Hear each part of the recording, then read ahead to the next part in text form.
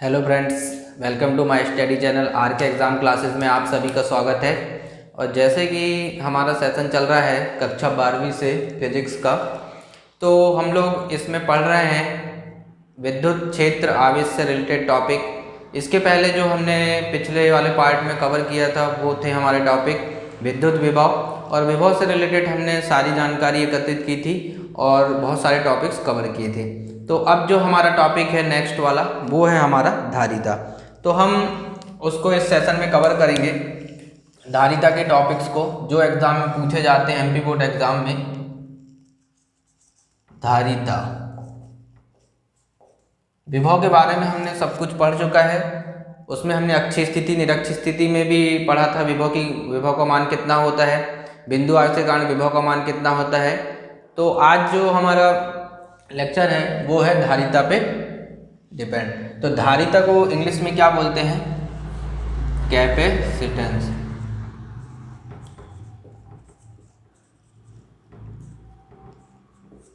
ये क्या होता है हमारा धारिता।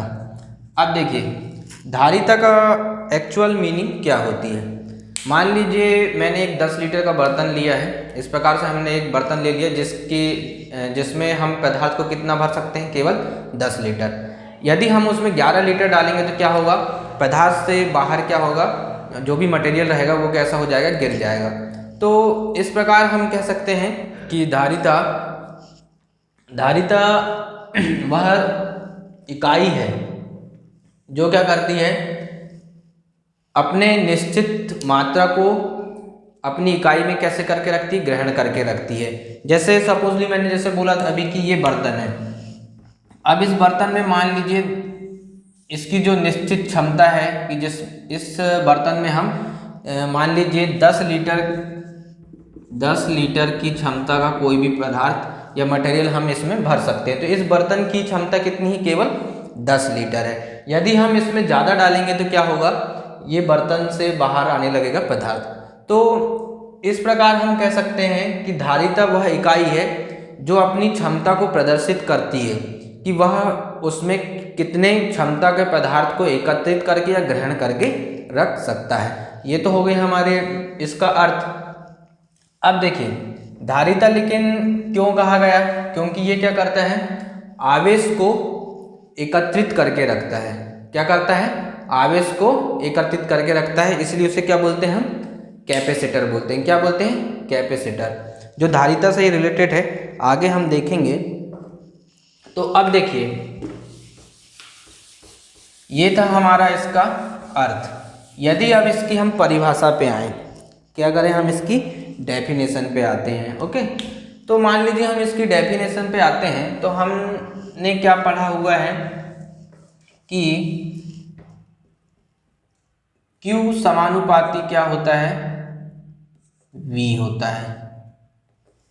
ओके, ये हमने कहाँ में पढ़ा है, विभव में पढ़ा है कि V इक्वल टू क्या हो जाता है, Q हो जाता है।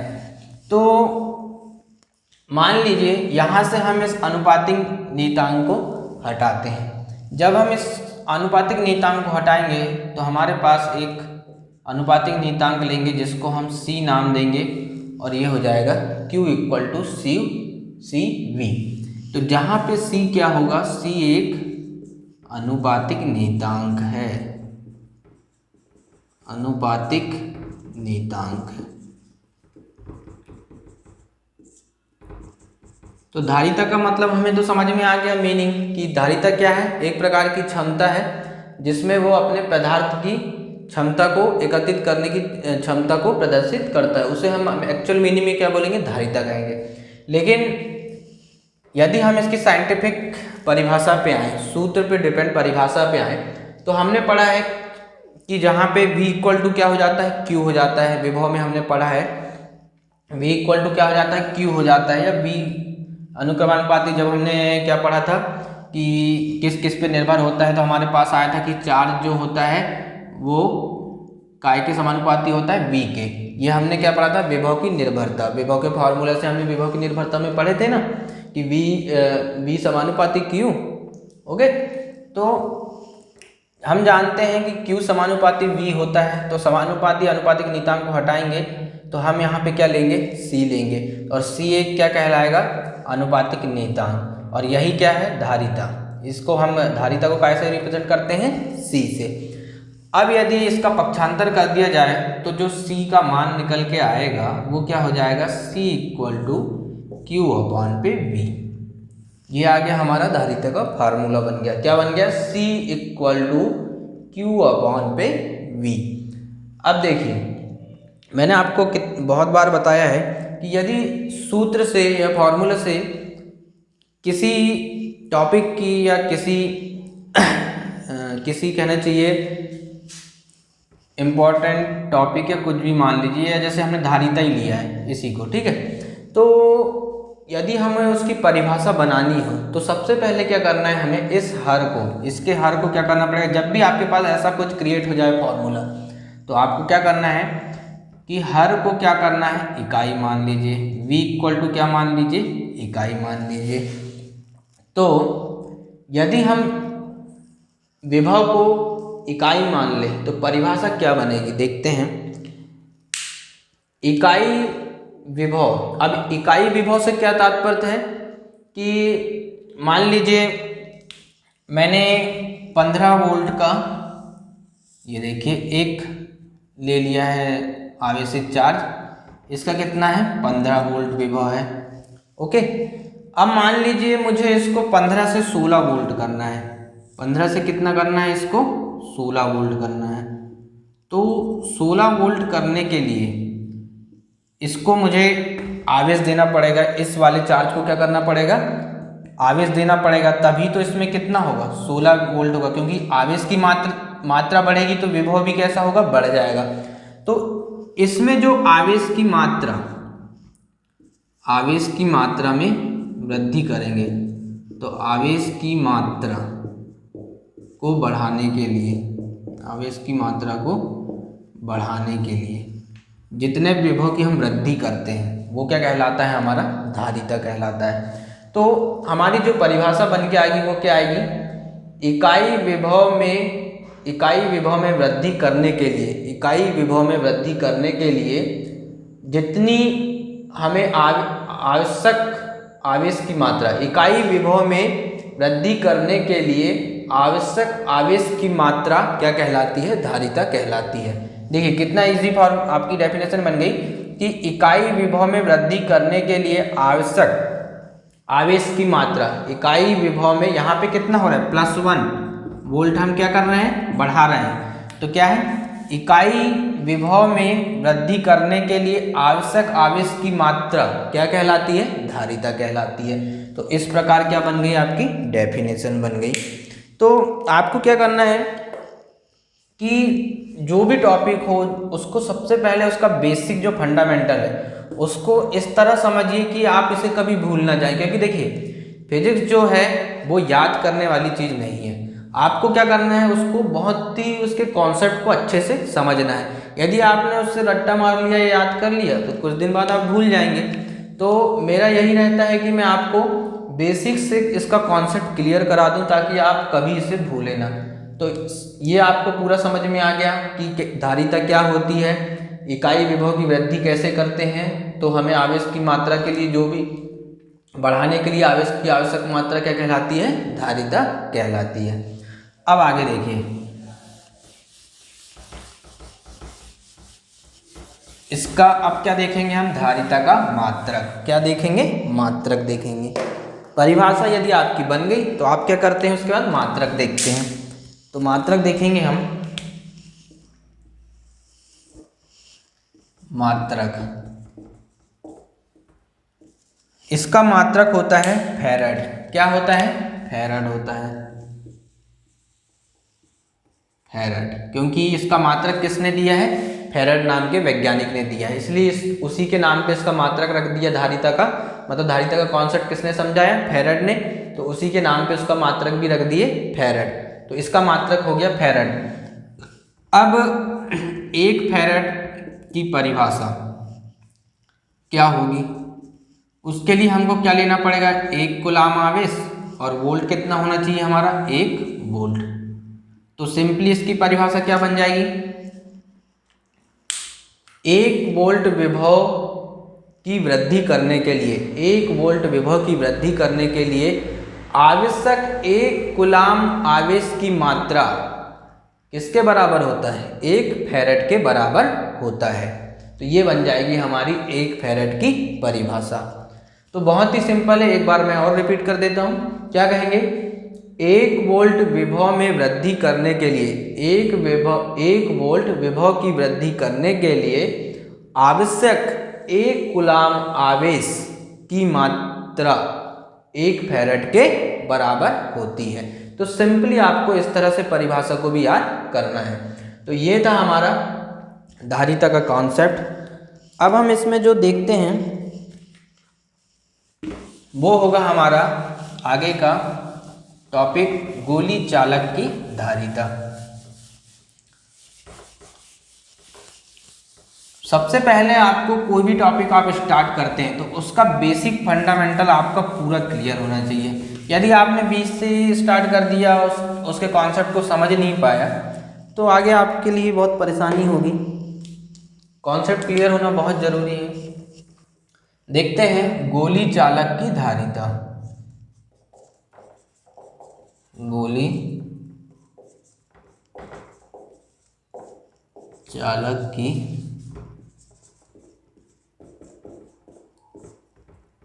मेरा इस तरह पढ़ाने का मतलब सिर्फ यही है कि आपको बेसिक कॉन्सेप्ट अच्छे से क्लियर हो। मैं डायरेक्टली कुछ भी नहीं पढ़ाता। सबसे पहले मैं क्या करता हूँ, पूरे बेसिक कॉन्सेप्ट को आपकी क्लियर करता हूँ, उसके बाद ही मैं आगे स्टेप टू स्टेप बढ़ता हूँ। ठीक है, तो आप भी क्या कीजिएगा, जब अगर मेरे चैनल से आप पढ़ाई कर रहे हैं तो स्टेप टू स्टेप पढ़िए। ये नहीं कि कहीं से भी आपने कोई भी प्लेलिस्ट से वीडियो खोल लिया, नहीं। अब स्टेप टू स्टेप खोलिए। पार्ट, जैसे मेरा पार्ट ये 3rd बनेगा, तो आप क्या कीजिए, पहले इसके पार्ट 1 पार्ट 2 को अच्छे से लर्न कर लीजिए, ताकि इसको समझने में आपको कोई परेशानी ना आ जाए। तो हम क्या पढ़ रहे थे? गोली चालक की धारिता। अब देखिए, हमने मान लीजिए एक प्रकार का गोली चालक ले लिया, जो क्या है, एक बिंदु आवेश। क्या कहलाएगा? बिंदु आवेश कहलाएगा ये। इसकी त्रिज्या हमने मान लिया r। थोड़ा बड़ा बनाते हैं ताकि अच्छा लगे।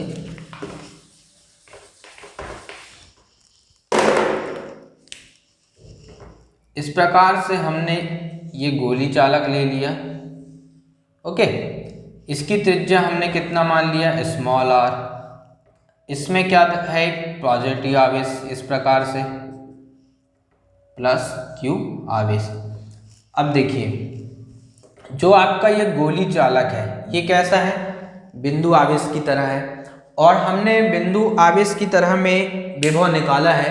तो विभव कितना होता है बिंदु आवेश के कारण? v = 1/4 pi epsilon not q upon पे r। ये होता है आपका बिंदु आवेश के कारण विभव का फॉर्मूला। तो आपके पास क्या आ गया? विभव आ गया। यदि आपको धारिता निकालना है तो आप फॉर्मूला जानते हैं धारिता का क्या होता है, वैल्यू पुट करना है ओनली। तो इसलिए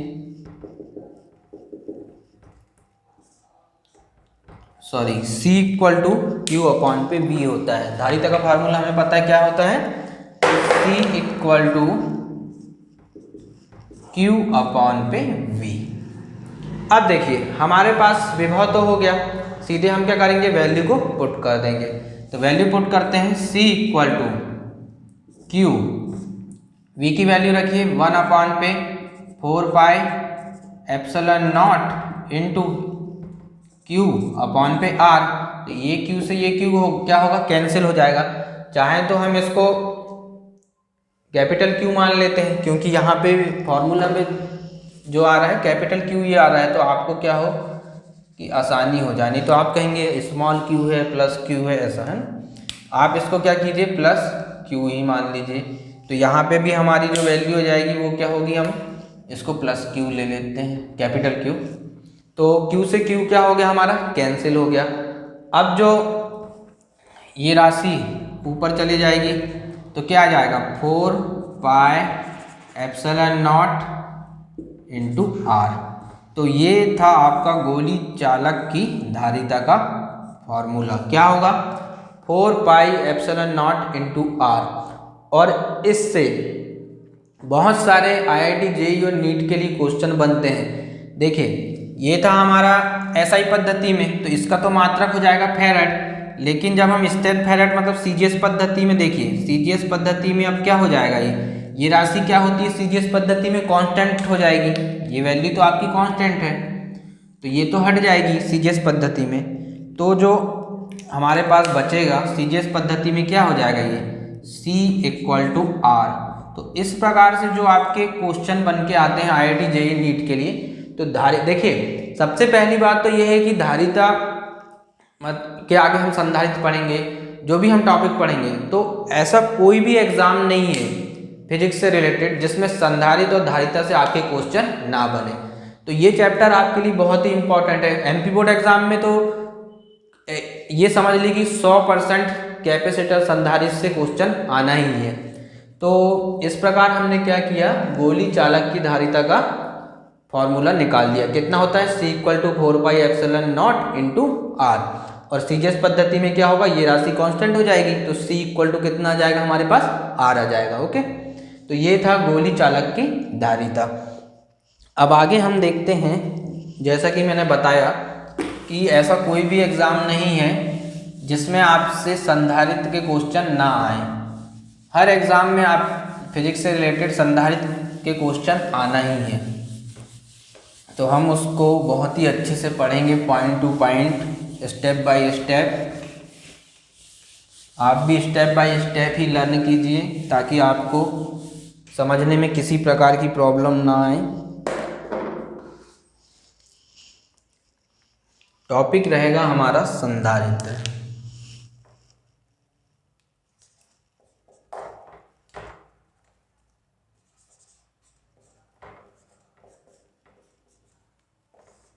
संधारित्र को इंग्लिश में क्या बोलेंगे, कैपेसिटर। कैपेसिटर इस प्रकार। अब हम जो है सबसे पहले संधारित्र के सिद्धांत को समझ लेते हैं कि आखिर इसका सिद्धांत होता क्या है। तो सिद्धांत पे आते हैं हम।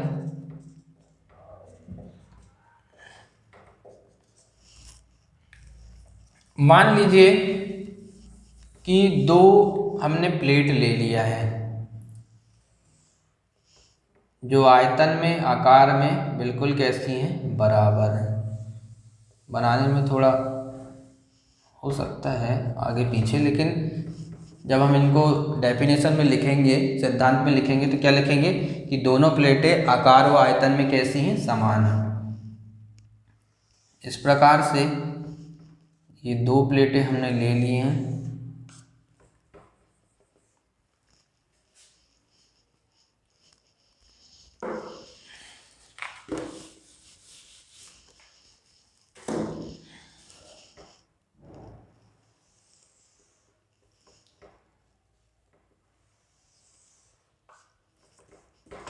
इसको हम A देंगे, इसको हम नाम देंगे B। अब हमने क्या किया, इस प्लेट के बाएं वाले सिरे को एक चालक तार से क्या करेंगे, हम जोड़ देंगे इस प्रकार से। ये हमने जोड़ दिया। अब क्या होगा, जोड़ने के कारण इसमें क्या होगा, पॉजिटिव आयन या चार्ज उत्पन्न हो जाएगा। और प्रेरण के कारण, जब भी पास पास में दो प्लेट रखी रहती हैं तो प्रेरण के कारण क्या होता है, विद्युत प्रेरण के कारण पास वाली प्लेट में क्या होता है, जैसे इसमें प्लस चार्ज है तो पास वाली प्लेट में क्या होगा, ऋणात्मक आवेश प्रेरण के कारण कैसा होगा, उत्पन्न हो जाएगा। तो इस प्रकार से इसमें माइनस चार्ज क्या होगा, उत्पन्न हो जाएगा। किसके कारण, प्रेरण के कारण। विद्युत प्रेरण के कारण क्या होगा, पास वाली प्लेट में ऋणात्मक आवेश उत्पन्न हो जाएगा। और फिर इस साइड में क्या रहेगा, प्लस आवेश ही रहेगा, इस प्रकार से। तो देखिए हमने क्या पढ़ा था धारिता में कि धारिता वह होता है कि उसकी एक क्षमता होती है किसी भी चीज़ को, मतलब जैसे धारिता आवेश को ग्रहण करने की क्या होगी, एक क्षमता होगी। एक्चुअल मीनिंग जो धारिता की होगी वो क्या होगी कि आवेश को ग्रहण करने की क्षमता क्या कहलाती है, धारिता कहलाती है। तो अब देखिए क्या हो रहा है यहाँ पे कि हमने इसको चालक तार से जोड़ा और मान लीजिए हमने यहाँ पे प्लस क्यू या मान लीजिए प्लस क्यू आवेश दे दिया। तो प्लस क्यू आवेश देने से क्या हो रहा है, ये प्रोसेस चलती रहेगी, यहाँ पे प्लस आएगा फिर माइनस आएगा, प्लस आएगा फिर माइनस आएगा। तो एक निश्चित सीमा जिसको हम कहेंगे या निश्चित क्षमता तक ही हम इसको क्या करेंगे, आवेश दे पाएंगे।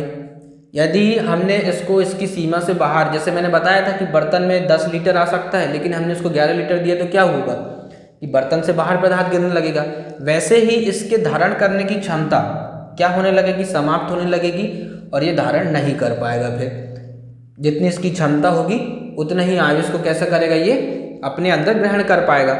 लेकिन यदि ये प्रोसेस चलती रही तो कुछ समय बाद क्या होगा कि ये अपनी क्षमता के अनुरूप ही ग्रहण करेगा, आगे फिर चार्ज को ग्रहण नहीं कर पाएगा और ये प्रोसेस कैसे हो जाएगी, बंद हो जाएगी।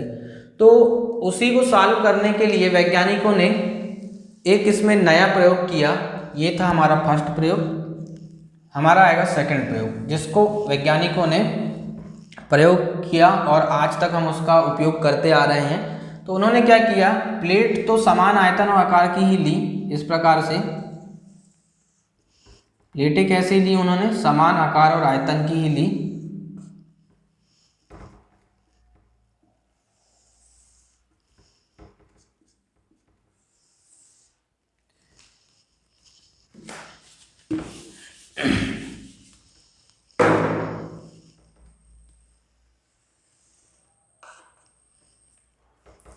आप इनको समान आयतन और आकार की समझिएगा, थोड़ा लाइनें सही खींचनी पड़ती हैं।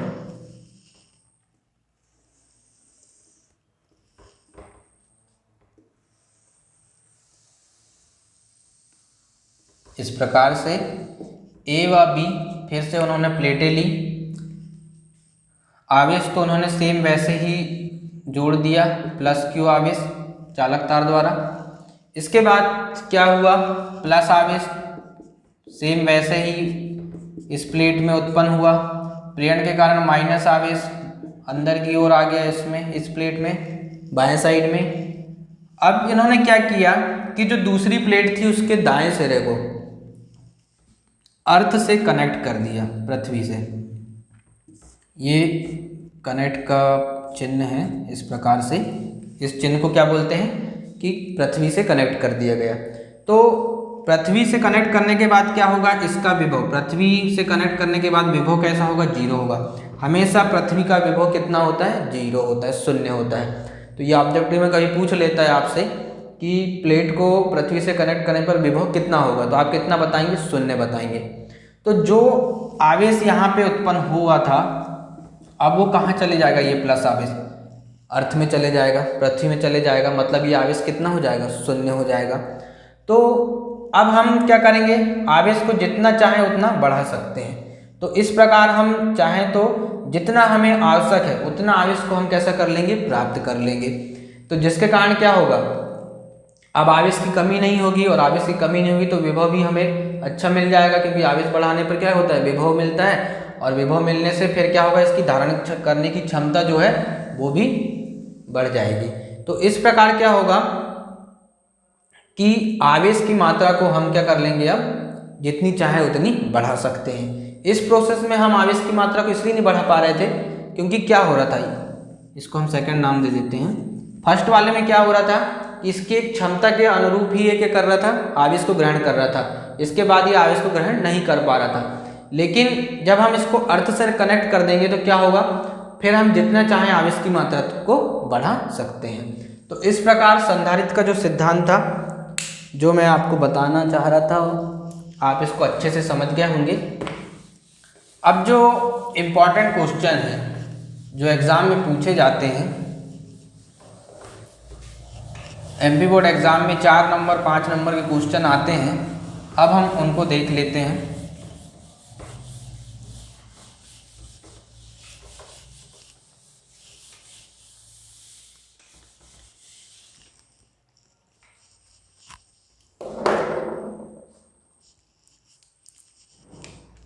जो हमारा पहला टॉपिक लेंगे हम वो होगा समांतर प्लेट संधारित्र।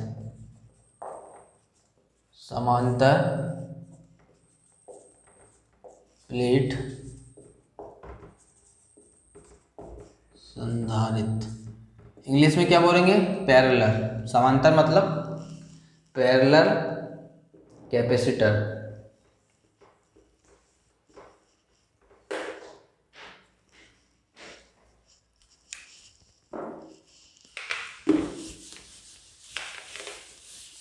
समांतर प्लेट संधारित्र में क्या होगा कि प्लेटें कैसी होंगी, समांतर रखी होंगी, और प्लेटें आयतन और आकार में कैसी होंगी, बराबर होंगी। तो हम प्लेट बना लेते हैं समांतर प्लेट संधारित्र। पहले क्या होता है, किसी भी टॉपिक का डेरिवेशन स्टार्ट करने के पहले हमको क्या करना है, फिगर को बहुत अच्छे से समझना है। फिगर का कॉन्सेप्ट क्लियर हो जाएगा तो उसका फिर विवरण करना है, विवरण के बाद फिर डेरिवेशन की व्याख्या करना है। ओके, तो हम क्या करेंगे, सबसे पहले इसके फिगर को समझते हैं। हम इस प्रकार से दो प्लेट ले लेते हैं, ए व बी।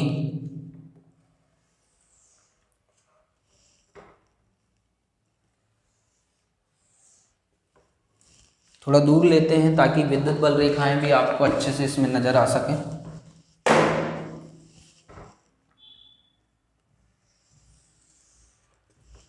हमेशा सेकंड प्लेट बड़ी बन जाती है, कोई बात नहीं। इसको तो आप आकार और आयतन में कैसा समझिए, बराबर ही।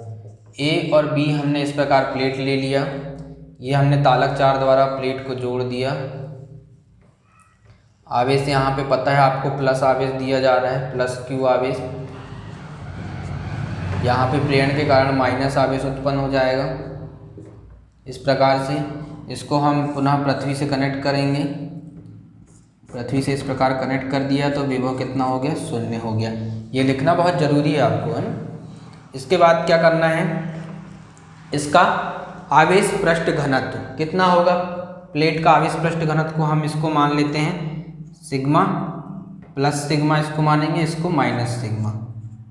क्यों, क्योंकि यहाँ पे ऋण आवेश है और यहाँ पे कितना आवेश है, प्लस आवेश है। ओके, अब देखिए ये इस प्रकार से कुछ बल रेखाएं होंगी।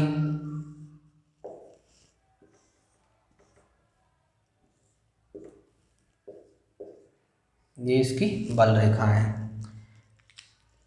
अब इन प्लेटों के बीच की दूरी को भी हम क्या मान लेते हैं, स्मॉल डी मानते हैं। क्या मानेंगे, स्मॉल डी मान लेते हैं। तो इस प्रकार हमारा फिगर बन गया।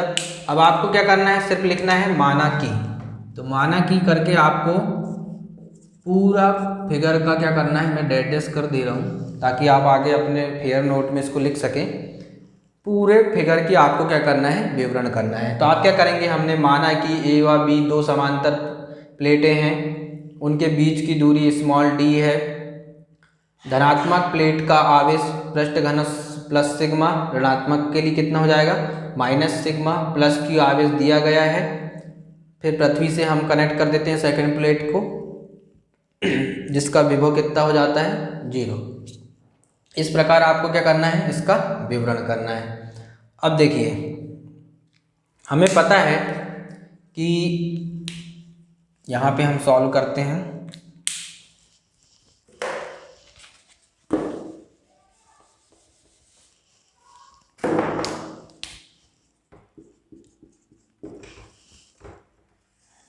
अब हम इसकी क्या करेंगे, व्याख्या करेंगे।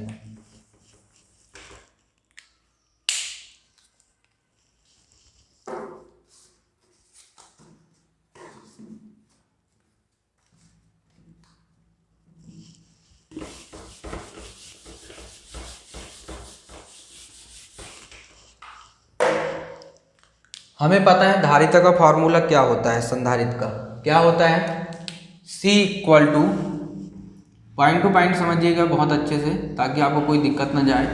C इक्वल टू क्या होता है, Q अपॉन पे V। क्या होता है, C equal to Q upon पे V। और अब हमें क्या निकालना है, समांतर प्लेट संधारित्र के लिए मान निकालना है। संधारित्र कितना होगा, धारिता। तो धारिता निकालने के लिए हमें क्या चाहिए, विभव चाहिए। और विभव को निकालने के लिए हमें क्या निकालना होगा, विद्युत क्षेत्र की गणना करना होगा। तो विद्युत क्षेत्र की गणना करते हैं तो हम लिख लेते हैं प्लेटों के मध्य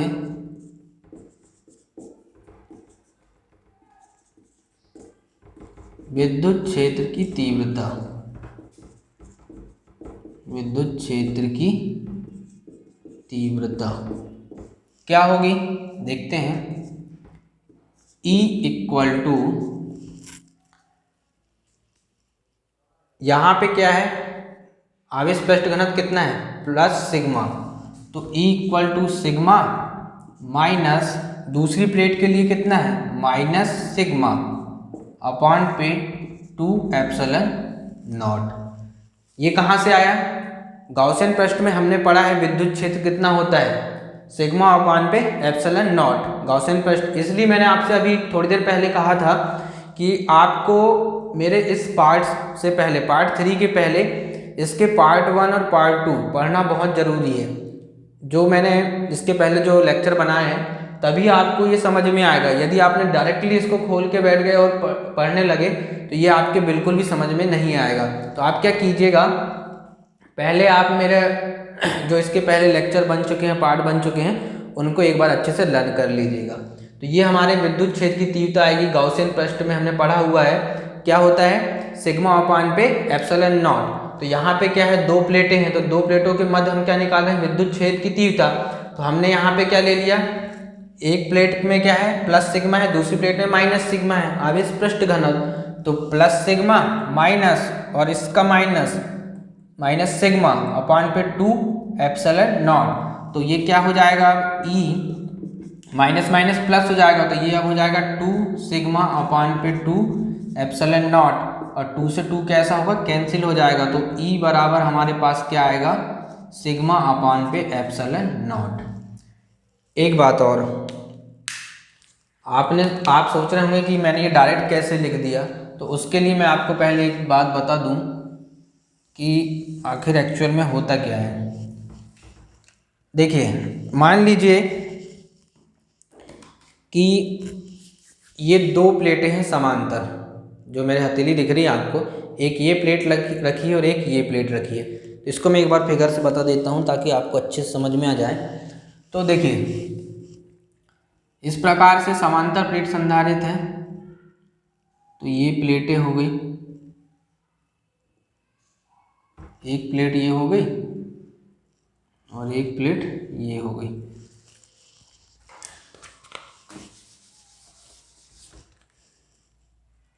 ध्यान से समझिएगा, कॉन्सेप्ट समझना क्योंकि बहुत ज़रूरी है, बिना कॉन्सेप्ट के आप कुछ भी नहीं कर पाएंगे। एक प्लेट हो गई, ये बी प्लेट हो गई, तो यहाँ पे प्लेट के कारण कितना आ रहा है, सिग्मा ए आवेश पृष्ठ घनत्व, और यहाँ पे कितना होगा, सिग्मा बी होगा। ओके, तो ये हो गया हमारी दो प्लेटें। अब मान लीजिए, सपोज कीजिए कि आवेश था ऋण आवेश ही रहेगा। इस साइड आते हैं तो ए में तो क्या रहेगा, धन आवेश ही रहेगा, और बी में भी राइट साइड कौन सा आवेश रहेगा, धन आवेश रहेगा।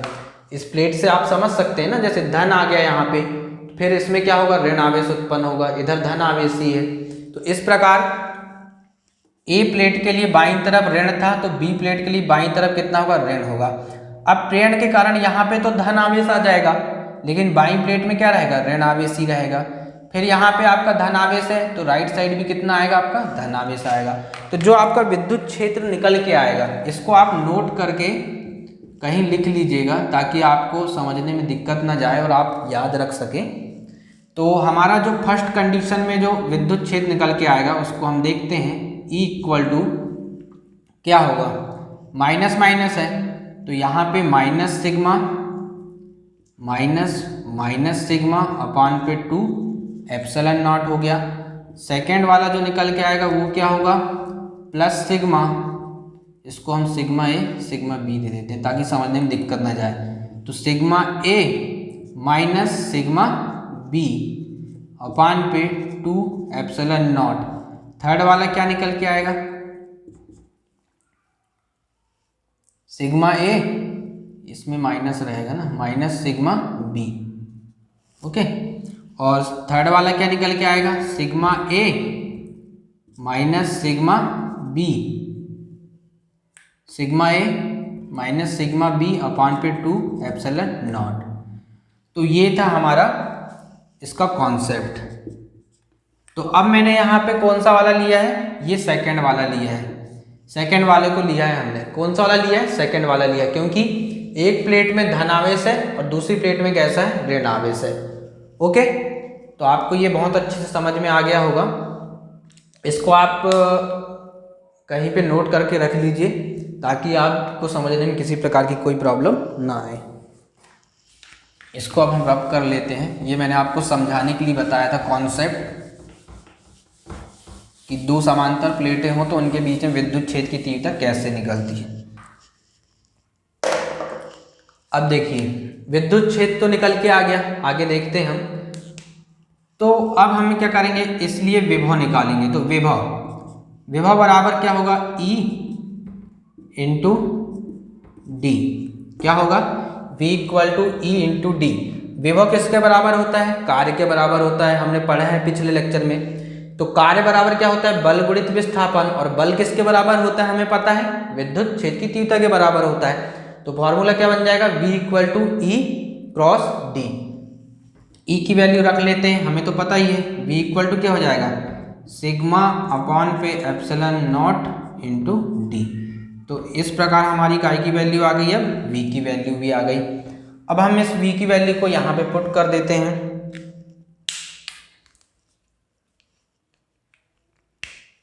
रखते हैं, क्योंकि हम जानते हैं C इक्वल टू क्या होता है, Q अपॉन पे V होता है। तो वैल्यू रखेंगे हम, और देखिए रखते हैं वैल्यू पहले। C इक्वल टू Q की जगह में Q बराबर क्या होता है, सिग्मा इंटू ए, आवेश घनत्व गुणित क्षेत्रफल। आवेश का मान कितना हो जाएगा, आवेश घनत्व गुणित क्षेत्रफल हो जाएगा। तो C Q की जगह में हम क्या रख सकते हैं, सिग्मा इंटू ए। ये सब गाउसियन प्रश्न में मैंने पढ़ाया है ना, आप ये मत सोचिएगा कि डायरेक्ट कैसे रख दिए। आप इसके पहले वाले लेक्चर को पढ़ेंगे तो गाउसियन प्रश्न में आवेश बराबर क्या होता है, आवेश घनत्व गुणित क्षेत्रफल होता है। तो आप इसको एक बार अच्छे से लर्न कीजिएगा। सिग्मा इंटू ए अपॉन पे V की वैल्यू रखते हैं, क्या होगा, सिग्मा अपॉन पे epsilon not into D. Sigma से सिग्मा कैसा होगा, कैंसिल हो जाएगा। तो जो वैल्यू बचेगी वो क्या होगी, एप्सिलॉन ऊपर चल जाएगा, तो C equal to A epsilon upon पे डी बचेगा। क्या बचेगा, ए एप्सिलॉन अपॉन पे डी। और ये क्या कहलाएगा, आपका समांतर प्लेट संधारित्र का संधारित्र की धारिता का मान कहलाएगा। ओके, तो ए एप्सिलॉन नॉट इंटू डी ये निकल के आ गया आपका। अब यदि मान लीजिए मैं कहूँ कि ये तो वायु निर्वात के लिए हमारे पास मान आ गया, C equal to A epsilon naught upon पे डी। यदि मैं कह दूँ वायु निर्वात की जगह यहाँ पे इन दोनों प्लेटों के बीच में वायु या निर्वात की जगह पे क्या भरा हो, परावैद्युतांक भरा हो, तो परावैद्युतांक के लिए क्या होगा, परावैद्युतांक इसको हम काय से प्रेजेंट करते हैं, K से। तो अब हमारी वैल्यू क्या हो जाएगी, C equal to A epsilon naught K upon पे D हो जाएगा। तो समांतर प्लेट धारिता परावैद्युतांक का मान इतना आ जाएगा। तो इस प्रकार ये समांतर प्लेट संधारित्र की व्याख्या का आता है लिखने के लिए। MP बोर्ड में आपको क्वेश्चन आएगा, समांतर प्लेट संधारित्र को चित्र सहित समझाइए या उसकी व्याख्या कीजिए। तो आपको क्या करना है, सबसे पहले इसके डायग्राम को लिखना है, इसके फिगर और डायग्राम की व्याख्या करना है, माना कि इतना इतना हमने माना है, ऐसा जो भी आप अपनी लैंग्वेज में लिख सकते हैं। एक बार आपने फिगर की कॉन्सेप्ट समझ ली तो अब आप क्या करेंगे, अपनी लैंग्वेज में इसको आसानी से लिख लेंगे। इसके बाद इसकी व्याख्या करना है, तो इस प्रकार आप इसको फेयर कर लीजिएगा ताकि आप एग्ज़ाम में अच्छे से लिख सकें। तो फ्रेंड्स ये था हमारा आज का टॉपिक जिसको हमने धारिता से कवर किया है। आगे वाले पार्ट में हम और भी जो संधारित्र से रिलेटेड क्वेश्चन है उनको कवर करेंगे। तो यदि आपको मेरा वीडियो अच्छा लगता हो तो प्लीज़ लाइक एंड सब्सक्राइब करें। Thank you, good luck.